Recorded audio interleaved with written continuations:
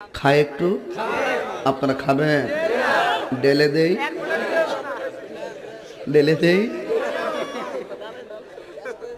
বাজান আবার কইন না ওই এখন, ওই এখন থাক পরে কইতাম নি ফার্ম দিস না, ফার্ম দিস না, তোরা ফুলাফান মলে আমি শেষ।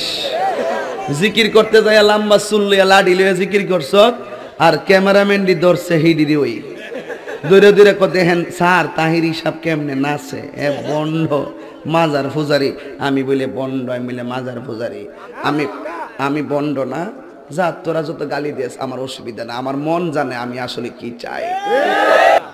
আমি কি কাউকে গালি দিয়েছি, কাহার বিরুদ্ধে বলতেছি? এরপরে দেখবেন সকালে একদল লোকে বলবে তাহিরি বালানা, আমিও বলি আমি তো বালানা, বালা লইয়া থাকতো। কথা কি ক্লিয়ার না ভেজাল আছে? এক এক সময় এক একটা কথা মার্কেটে সারি, তাহিরি মুখ দিয়ে যেটা বাইরে ওইডি মার্কেট ফা। আল্লাহ দনরা সুলকে দিয়া গেলেন আল্লাহ গায়ের হইয়া, আল্লাহর দনরা সুলকে দিয়া গেলেন আল্লাহ গায়েব হইয়া, রাসূলের ধন খাজা পাইয়া, রাসূলের ধন খাজা পাইয়া শুইয়া আছে আজমিরে, কেউ ফিরে না খালি হাতে খাজা তো। আসসালামু আলাইকুম। আজকের আলোচনায় আমরা একজনকে নিয়ে কথা বলবো, যার নামটা বাংলাদেশের অনেকেই চেনেন, গিয়াসউদ্দিন তাহেরি। হ্যাঁ, বেশ পরিচিত নাম। একদিকে তিনি ইসলামী বক্তা, আবার অন্যদিকে উনার কিছু কথা, যেমন ধরেন চা খাবেন, ঢেলে দে, বসেন বসেন বৈশা যান, ঠিক এগুলো তো সোশ্যাল মিডিয়াতে ভীষণভাবে ছড়িয়ে পড়েছে, যাকে বলে একদম ভাইরাল। ঠিক তাই। এ ব্যাপারটা বেশ মজার, তাই না? কিভাবে একজন একই সাথে ধর্মীয় বক্তা আবার ইন্টারনেট মিম বা আলোচনার খোরাকও হয়ে ওঠেন। তো আমাদের আজকের আলোচনাটা এই গিয়াসউদ্দিন তাহেরি সম্পর্কিত যে উইকিপিডিয়া নিবন্ধ আছে সেটার উপরেই ভিত্তি করে। আচ্ছা, আমরা চেষ্টা করব এই তথ্যের গভীরে যেতে। উনি কে, ওনার পটভূমি, কাজ আর কেনই বা এত পরিচিতি, এই বিষয়গুলো একটু খতিয়ে দেখতে। বিশেষ করে ওই যে কন্ট্রাস্টটা, সেটার পেছনে কি আছে। একদম। লক্ষ্যটা হলো শুধু এই উইকিপিডিয়া থেকে পাওয়া তথ্যের ভিত্তিতেই ওনার সম্পর্কে একটা পরিষ্কার ধারণা পাওয়া। অনেকেই হয়তো ওনার ভাইরাল ক্লিপগুলো দেখেছেন, কিন্তু তার পেছনের মানুষটা, তার পড়াশোনা, তার কাজ, এগুলো হয়তো সেভাবে জানেন না। জানা নেই, হ্যাঁ। তাহলে চলুন এই তথ্যের গভীরে যাওয়া যাক। শুরু করি ওনার একদম প্রাথমিক জীবন আর পড়াশোনা দিয়ে। অবশ্যই। উইকিপিডিয়া বলছে উনার জন্ম ১৯৮৫ সালের ১ মার্চ। ও, তার তো বয়সে খুব বেশি না। না, অপেক্ষাকৃত তরুণী বলা চলে। জন্মস্থান হল ব্রাহ্মণবাড়িয়া সদর উপজেলার চাপুইর গ্রাম। আচ্ছা, পারিবারিক পটভূমি কেমন ছিল? উনার বাবা মাওলানা নজিবউদ্দিন, উনি চাপুইর ইসলামিয়া আলেম মাদ্রাসার সাবেক শিক্ষক ছিলেন, আবার মসজিদের খতিবও ছিলেন। ও আচ্ছা। মা গৃহিণী। আর একটা গুরুত্বপূর্ণ বিষয় হল উনার দাদা মাওলানা ফয়েজ উদ্দিন শাহ, তিনি শরীয়ত আর তরিকত ইসলামী আইন আর আধ্যাত্মিক পথ, দুটো ব্যাপারই একজন বেশ পরিচিত আলেম এবং পীর ছিলেন। তার একদম ছোটবেলা থেকেই একটা ধর্মীয় আর পড়াশোনার পরিবেশেই বড় হয়েছেন। হ্যাঁ, পরিবেশটা সেরকমই ছিল, বোঝা যায়। আর সেটার প্রভাব উনার পড়াশোনাতেও দেখা যায়। মাদ্রাসা, সেখান থেকেই দাখিল পাশ করেন ১৯৯৯ সালে। দাখিল তো এসএসসির মতো, তাই না? হ্যাঁ, এসএসসির সমমান। আর আলিম এইচএসসির সমমান, সেটা পাশ করেন ২০০১ সালে, এবং দুটোতেই ফার্স্ট ক্লাস প্রথম শ্রেণী পান। বাহ, শুরু থেকেই ভালো ছাত্র। এরপর উনি উচ্চশিক্ষার জন্য ঢাকায় আসেন। ঢাকার কাদেরিয়া তৈয়বিয়া কামিল মাদ্রাসায় ভর্তি হন। আচ্ছা। সেখান থেকে ফাজিল, যেটা ডিগ্রির সমমান, সেটা পাশ করেন ২০০৩ সালে। তারপর কামিল মাস্টার্সের সমমান, সেটা পাশ করেন হাদিস বিভাগে ২০০৫ সালে, আর ফিখে বা ইসলামী আইন বিভাগে ২০০৭ সালে। কামেল দুটো বিষয়ে, হাদিস আর ফিখে? হ্যাঁ, দুটোতেই। আর সবচেয়ে উল্লেখযোগ্য বিষয় হল এই তিনটে বড় পরীক্ষাতেই ফাজিল, কামিল হাদিস, কামিল ফিখে তিনি প্রথম শ্রেণী পেয়েছেন। প্রতিটাতেই প্রথম শ্রেণী, এটা তো অসাধারণ একাডেমিক রেকর্ড। কামেল ডিগ্রিগুলোর গুরুত্বটা ঠিক কেমন, বিশেষ করে হাদিস আর ফিকে? দেখুন, কামিল তো বাংলাদেশের মাদ্রাসা শিক্ষা ব্যবস্থার সবচেয়ে উঁচু ডিগ্রি। সাধারণ বিশ্ববিদ্যালয়ের মাস্টার্সের সমান ধরা হয়। হাদিস বিভাগ মানে হলো তিনি নবী সাল্লাল্লাহু আলাইহি ওয়াসাল্লামের কথা ও কাজের উপর বিশেষ জ্ঞান রাখেন। আর ফিক বিভাগ মানে হলো ইসলামী আইন কানুন, বিধিবিধান এগুলোর উপর ওনার পাণ্ডিত্য আছে। বুঝেছে। দুটোই কিন্তু ইসলামী জ্ঞানচর্চার খুবই গুরুত্বপূর্ণ আর বেশ জটিল শাখা। এই দুটোতেই ফার্স্ট ক্লাস পাওয়াটা নিঃসন্দেহে ওনার পড়াশোনার গভীরতা আর মেধারই পরিচয় দেয়। এটা শুধু ভালো নম্বর পাওয়া না, বরং ইসলামিক জ্ঞানের মূল ভিত্তিগুলোতে ওনার একটা দখল নির্দেশ করে। শুধু তো পড়াশোনা নয়, উনি তো শিক্ষক হিসেবেও রেজিস্টার্ড এনটিআরসিএ থেকে। হ্যাঁ, ঠিক। জাতীয় শিক্ষক নিবন্ধন ও প্রত্যয়ন কর্তৃপক্ষ মানে এনটিআরসিএ, সেখান থেকে উনি 2011 সালে সহকারী শিক্ষক হিসেবে আর 2013 সালে আরবি প্রভাষক হিসেবে নিবন্ধিত হয়েছেন। তার মানে সরকারি বা এমপিওভুক্ত প্রতিষ্ঠানে পড়ানোর যোগ্যতা অর্জন করেছেন। একদম। ওই যে এমপিওভুক্ত মানে সরকার থেকে বেতন পান যারা, সেই সব প্রতিষ্ঠানে শিক্ষকতা করার অফিসিয়াল যোগ্যতা আর কি। এরকম একটা শক্ত একাডেমিক ব্যাকগ্রাউন্ড, শিক্ষকতার যোগ্যতা, এরপর উনি কর্মজীবনে ঢুকলেন। সেখানে কি করলেন? উইকিপিডিয়ার তথ্য বলছে উনি বেশ কয়েকটা মাদ্রাসায় গুরুত্বপূর্ণ পদে ছিলেন। যেমন 2006 সালে কুমিল্লার দাউদকান্দিতে ভাজরা ইসলামিয়া আলিয়া মাদ্রাসার সুপারিনটেন্ডেন্ট বা প্রধান হিসেবে কাজ শুরু করেন। ও, সুপারিনটেন্ডেন্ট মানে তো প্রশাসনিক দায়িত্ব থাকে। হ্যাঁ, শুধু পড়ানো না, প্রশাসনিক কাজও দেখতে হয়।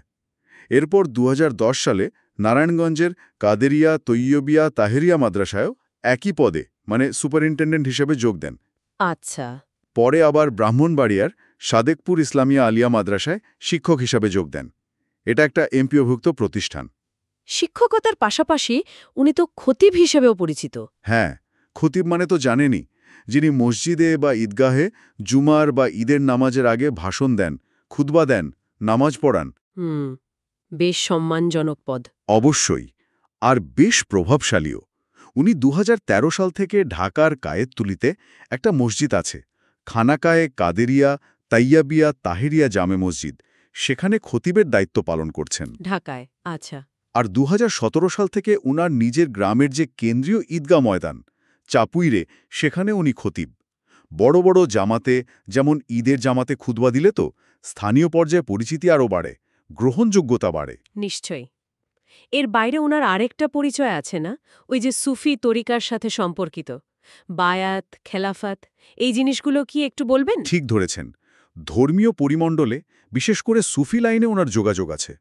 2001 সালে উনি কাদেরিয়া তরিকার বায়াত নেন সৈয়দ মোহাম্মদ তাহের শাহের হাতে। বায়াত মানে? শিষ্য হওয়া। হ্যাঁ, সহজ কথায় তাই। মানে কোনো পীর বা আধ্যাত্মিক গুরুর কাছে শিষ্য হিসেবে দীক্ষা নেওয়া। আচ্ছা। এরপর 2015 সালে উনি আবার আল্লামা আব্দুল করিম সিরাজনগরীর কাছ থেকে কাদেরিয়া, চিশতিয়া, মুজাদ্দেদিয়া এই 3টি প্রধান সুফি তরিকারই বায়াত নেন এবং খেলাফত লাভ করেন। খিলাফত লাভ করা মানে? খেলাফত পাওয়া মানে হল উনি এখন নিজে অন্যদের বায়াত দিতে পারবেন, মানে মুরিদ করার অনুমতি পেয়েছেন। এটা সুফি ধারায় একজন পীরের জন্য একটা বড় স্বীকৃতি, একটা আধ্যাত্মিক কর্তৃত্ব। অনুসারীদের কাছে ওনার মর্যাদা এতে অনেক বেড়ে যায়। তাহলে তো দেখা যাচ্ছে একদিকে মাদ্রাসার সর্বোচ্চ ডিগ্রি, শিক্ষকতা, খতিবের দায়িত্ব, আবার অন্যদিকে সুফি তরিকার খেলাফাত, অনেকগুলো দিকেই ওনার বিচরণ। এর সাথে কি সাংগঠনিক কোনো কাজও আছে? হ্যাঁ, উইকিপিডিয়াতে ওনার বেশ কিছু সাংগঠনিক পদের কথাও বলা আছে। যেমন 23 আগস্ট 2025-এর তথ্য অনুযায়ী উনি আহলে সুন্নাত ওয়াল জামাত জাতীয় পরিষদের সাংগঠনিক সচিব। আহলে সুন্নাত ওয়াল জামাত, এটা তো বেশ বড় একটা প্ল্যাটফর্ম, তাই না? হ্যাঁ, এটা একটা বৃহত্তর ধর্মীয় ধারা বা প্ল্যাটফর্ম, যারা নিজেদের সুন্নি ইসলামের মূল ধারার অনুসারী মনে করেন। এরকম একটা জাতীয় পরিষদের সাংগঠনিক সচিব পদটা কিন্তু বেশ গুরুত্বপূর্ণ। আরও কিছু পদের কথা যেন দেখলাম। হ্যাঁ, আরও আছে। যেমন আহলে সুন্নাত ওয়াল জামায়াতের ব্রাহ্মণবাড়িয়া জেলা শাখার সাধারণ সম্পাদক ছিলেন বা আছেন। আবার দাওয়াতে ইমানি বাংলাদেশ বা সংক্ষেপে ডিআইবি নামে একটা সংগঠনের উনি নিজেই প্রতিষ্ঠাতা এবং চেয়ারম্যান। ও, নিজের সংগঠনও আছে? হ্যাঁ, আবার গাউছিয়া কমিটি বাংলাদেশের ব্রাহ্মণবাড়িয়া জেলা শাখার আহ্বায়ক হিসেবেও দায়িত্ব পালন করেছেন। 2022 সালে ব্রাহ্মণবাড়িয়ায় ঈদে মিলাদুন্নবী সাহা উদযাপন কমিটির সদস্য সচিবও ছিলেন। তার মানে উনি শুধু জ্ঞানচর্চা বা আধ্যাত্মিক ব্যাপারেই না, রীতিমতো অর্গানাইজিংয়েও বেশ সক্রিয়। একদম। এই পদগুলো এটাই প্রমাণ করে যে উনি ধর্মীয় সংগঠন চালানো, স্থানীয় পর্যায়ে মানুষকে সংগঠিত করার কাজেও বেশ পারদর্শী এবং সক্রিয়। সাংগঠনিক কাজের পাশাপাশি রাজনীতির মাঠেও তো নেমেছিলেন একবার। হ্যাঁ, ২০১৮ সালের যে জাতীয় সংসদ নির্বাচন ছিল, একাদশ নির্বাচন, সেখানে উনি ব্রাহ্মণবাড়িয়া ২ আসন থেকে স্বতন্ত্র প্রার্থী হিসেবে দাঁড়িয়েছিলেন। স্বতন্ত্র, কোনো দলের না।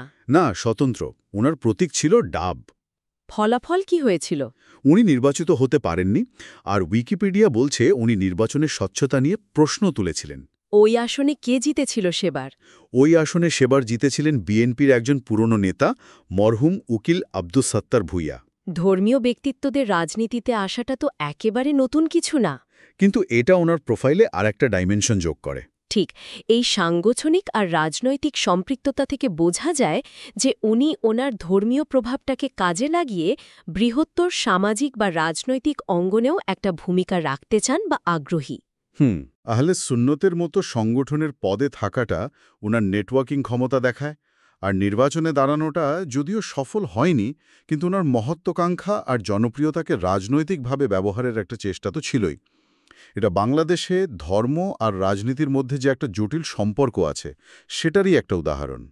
আচ্ছা, এই পর্যন্ত তো আমরা ওনার শিক্ষা, কাজ, ধর্মীয় আর সাংগঠনিক দিকগুলো দেখলাম। মানে বোঝা যাচ্ছে যে ওনার একটা শক্ত ভিত্তি আছে। কিন্তু এত কিছুর পরেও মানুষ ওনাকে সবচেয়ে বেশি চেনে বা মনে রেখেছে ওনার কিছু অন্যরকম কথা বা ভঙ্গির জন্য, যেগুলো নিয়ে অনেক আলোচনা সমালোচনাও হয়েছে। এবার সেই দিকটায় আসি। ঠিক, এখানে গিয়াসউদ্দিন তাহেরির ব্যাপারটা সবচেয়ে ইন্টারেস্টিং বা জটিল হয়ে ওঠে। ওনার কিছু ওয়াজের অংশবিশেষ, ধরেন যে কাউকে চা সাজেন, বলছেন চা খাবেন, হ্যাঁ, তারপর হয়তো কাপে চা ঢালতে গিয়ে বলছেন ঢেলে দেই, বা দর্শকদের বসতে বলছেন বারবার করে, বসেন বসেন, বসা যান। অথবা ওই যে পরিবেশটা সুন্দর না, কোনো হইচই আছে।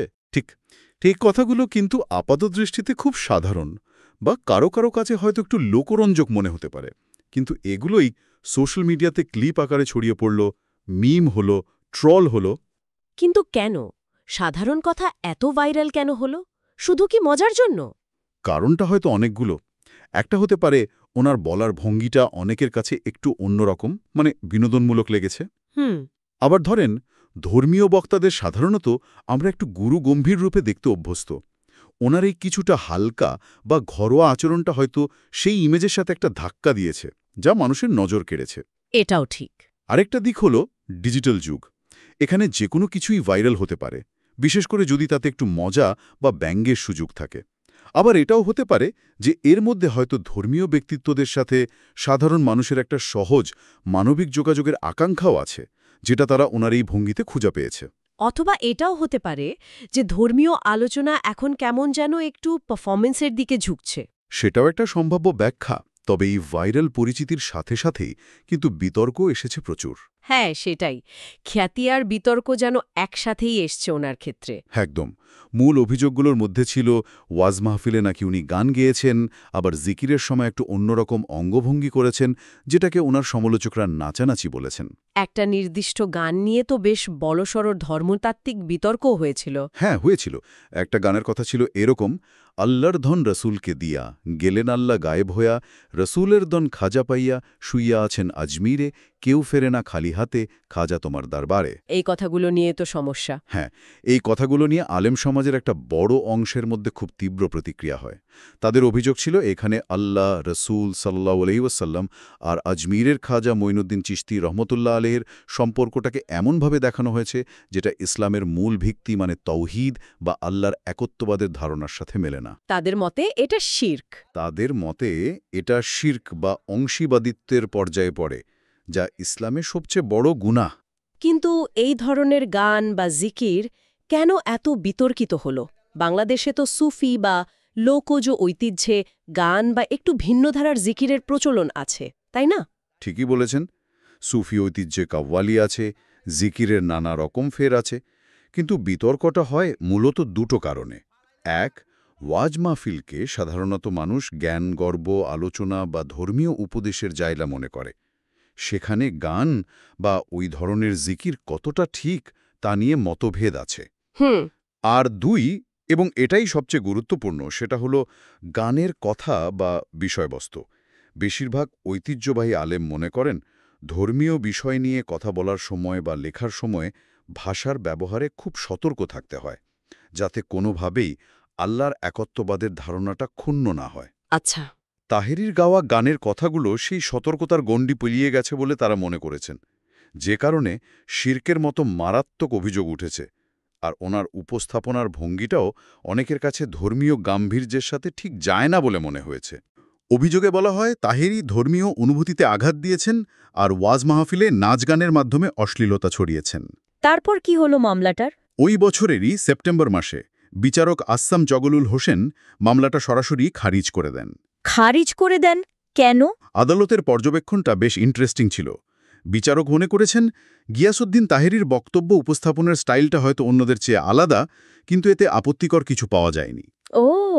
আদালত আরও বলেছেন যে এক একজনের উপস্থাপনার ভঙ্গি তো এক এক রকম হতেই পারে।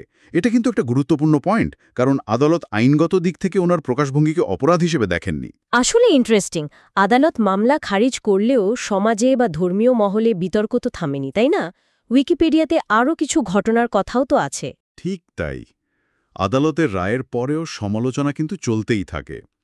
উইকিপিডিয়ার সূত্রে আরও কিছু ঘটনার কথা জানা যায়, যেমন একবার পুলিশ ওনার কোনো একটা সভা বন্ধ করে দিয়েছিল, এরকম খবর আছে। আচ্ছা। আবার কোথাও টাকা নিয়েও মাহফিলে যাননি, এই অভিযোগে তাকে সিলেটে অবাঞ্ছিত ঘোষণা করা হয়েছিল বলেও খবর আছে। এমনকি ওনার গাড়ি ভাঙচুরের খবরও পাওয়া যায়। অনেক ঘটনা তো। হ্যাঁ, আরেকজন পরিচিত ইসলামী বক্তা আহমদুল্লাহ, উনার সাথেও তাহেরির মতাদর্শগত বা ব্যক্তিগত দ্বন্দ্ব আছে বলেও কিছু সূত্রে উল্লেখ করা হয়েছে। তার মানে খ্যাতি, বিতর্ক, আইনি ঝামেলা আবার অনুসারীদের সমর্থন সব মিলিয়ে ব্যাপারটা বেশ জটিল। খুবই জটিল। এই ঘটনাগুলো কয়েকটা জিনিস খুব পরিষ্কার করে। এক, সোশ্যাল মিডিয়া। এটা কিভাবে রাতারাতি কাউকে বিখ্যাত করে দিতে পারে, আবার সেই খ্যাতিকে কেন্দ্র করে বিতর্ককেও হাজারগুণ বাড়িয়ে দিতে পারে। ২, তাহেরির উপস্থাপনার স্টাইল। এটা যে অন্যদের চেয়ে আলাদা, সেটাই যেমন ওনার জনপ্রিয়তার একটা কারণ, আবার তীব্র সমালোচনারও কারণ। মানে ওনার শ্রোতারাও কিন্তু এক্ষেত্রে দ্বিধাবিভক্ত। ঠিক। আর ৩, আদালতের মামলা খারিজ হওয়াটা ওনাকে আইনি একটা সুরক্ষা দিয়েছে ঠিকই, কিন্তু ধর্মীয় বা সামাজিক মহলে ওনার কাজ বা কথা নিয়ে যে ভিন্নমত আর গভীর বিতর্ক আছে, সেটা কিন্তু মোটেও কমেনি।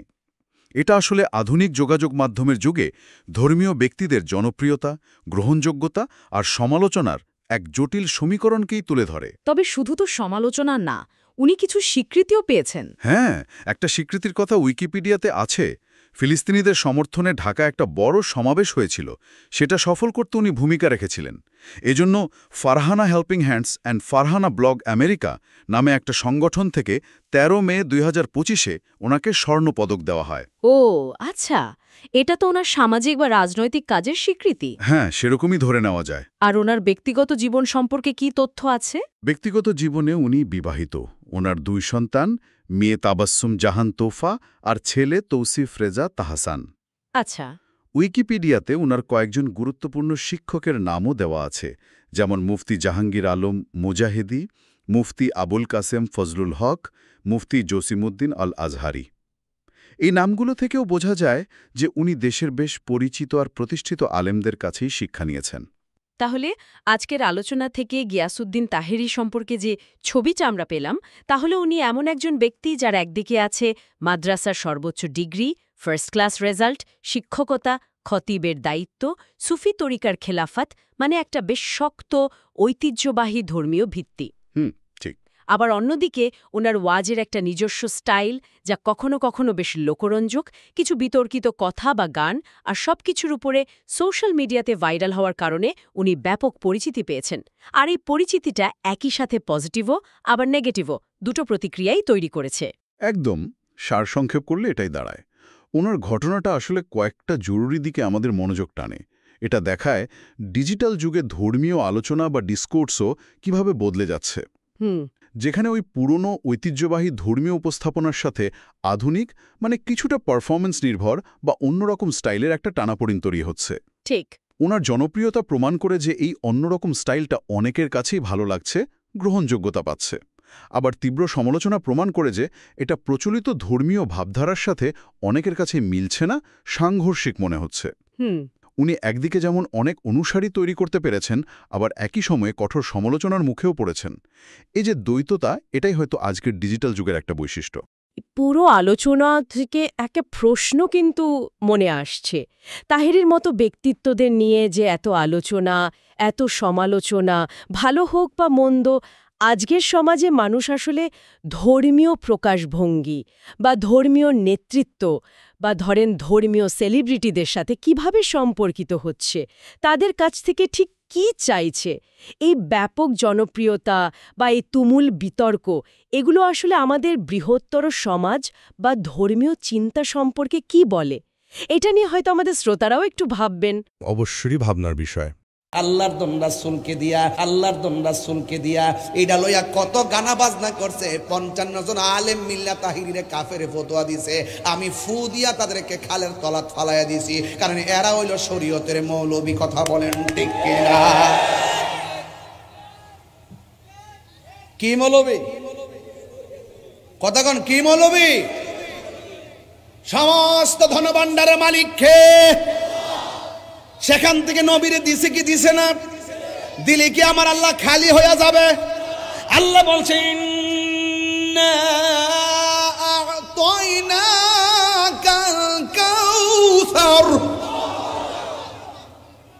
আমি আল্লাহ হাউজে কাউসার বানাইছি, কিন্তু হাউজে কাউসারের মালিক আমার বন্ধুরে বানাইছি। আমি আল্লাহ জান্নাত বানাইছি, আমি আল্লাহ হইলাম জান্নাতের খালেক, জান্নাতের মালিক হইলে আমার রহমাতুল লিল আলামিন। ওই আল্লাহ যখন নবীকে দিয়েছেন, কি দিয়েছেন? রাসূল বলছেন আমি তোমাদের জন্য ওয়ালা দিনারান দিনার রেখে যাচ্ছি না, ওয়ালা দিরহামান দিরহাম রেখে যাচ্ছি না, আমি তোমাদের জন্য এলেম রেখে যাচ্ছি। ইন্নাল উলামা ওয়ারাসাতুল আম্বিয়া, নিশ্চয় আলেমগণ হলো নবীর ওয়ারিস। সন্তান মারা গেলে বাবার ওয়ারিস সূত্রে বাবার সম্পদ পায়, টাকা পায়, কিন্তু নবী দুনিয়ার থেকে শরীয়তের পর্দার আড়াল হয়েছেন। নবী বলেছেন আমার ওয়ারিস হলো আলেমরা। এই নিশ্চয় আলেমরা হলো নবীর ওয়ারিস। এরা টাকার মালিক না, এরা বাড়ির মালিক না। আমার নবী তো ইন্নামা আনা কাসাম ওয়াল্লাহু ইউতি, আল্লাহ আমার দান করে আর আমি নবী বন্টন করি। আমি নবী এলেমটা যার মধ্যে বন্টন করি সে আল্লাহর বন্ধু হয়ে যায়। তাইলে সর্বসাকলে প্রমাণ হয়ে গেল নবীর কাছ থেকে যেই এলেমটা যারা এলেম পেয়েছেন তারা খাজা গরিবে নওয়াজ হয়ে গেছে। নবীর পক্ষ থেকে যারা সেই এলেমটা পেয়েছেন তারা পীরানে পীর গৌসুল আজম আব্দুল কাদের জিলানী হয়ে গেছে। জোরে কোন সুবহানাল্লাহ।